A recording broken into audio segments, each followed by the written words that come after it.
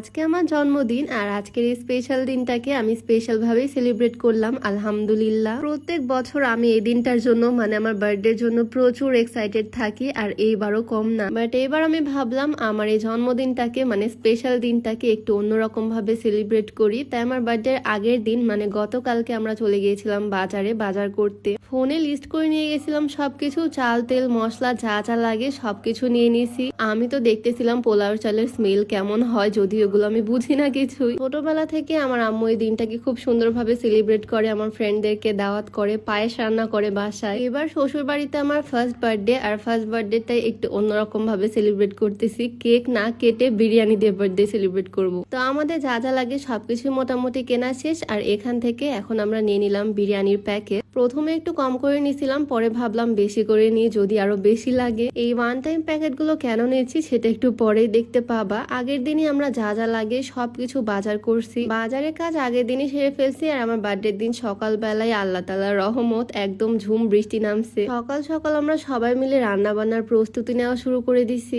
এতগুলো খাবার আর একে আজকে জুম্মার দিন, তাই নামাজের আগে সবকিছু সকাল সকাল কমপ্লিট করতে হবে। ভোরবেলা আজকে সবাই উঠছি, ফজরের পরে সবকিছু শুরু করে দিছি কাজ। বিরিয়ানি রান্নারই পূর্ব প্রস্তুতি চলতেছে। এখানে মুরগির মাংস দিয়ে বিরিয়ানি রান্না করা হবে। এই ধরনের বিরিয়ানি আমার নিজের কাছে অনেক ভালো লাগে, আর যখন একসাথে অনেক রান্না করা হয় আমার মনে হয় তখন টেস্টটাই বেড়ে যায়। অনেক সুন্দর স্মেল আসতেছে, আর কি সুন্দর হয়েছে দেখো, দেখতেই ভালো লাগতেছে। যেহেতু অনেক চালে বিরিয়ানি রান্না করা হবে আর এত বড় পাত্রে বাসায় রান্না করা সম্ভব না, তাই দুইবারে রান্না করা হচ্ছে। প্রথমে একটা সসপ্যানে রান্না করে নিল, আর পরে আর একটা বড় পাতিলে রান্না করা হচ্ছে বিরিয়ানি। সকাল সকালে আমাদের বড় বড় দুই পাত্র ভর্তি বিরিয়ানি রেডি। আর এখন আমরা সবাই মিলে এগুলোকে প্যাকেট করব। বাসার সবাই মিলে কাজ ভাগাভাগি করে নিছি। আমার হাজবেন্ড আর ননদিনী এদিকে প্যাকেট গুলোকে রেডি করতেছে, লেবু শসা সবকিছু দিয়ে দিচ্ছে প্যাকেট গুলোতে। সবাই মিলে একসাথে কাজ করলে অনেক তাড়াতাড়ি হয়ে যায়, তাই না? আমরা সকাল 11টার আগে সবগুলো কাজ কমপ্লিট করে একদম প্যাকেট করে ফেলছি। আর এগুলোকে বড় বড় ব্যাগের মধ্যে ভরা হচ্ছে যাতে নিয়ে যেতে সুবিধা হয়। আজকে যেহেতু জুম্মার দিন, তাই নামাজের আগে আমরা এগুলো নিয়ে বের হয়ে পড়লাম। 4 ব্যাগ হয়েছে।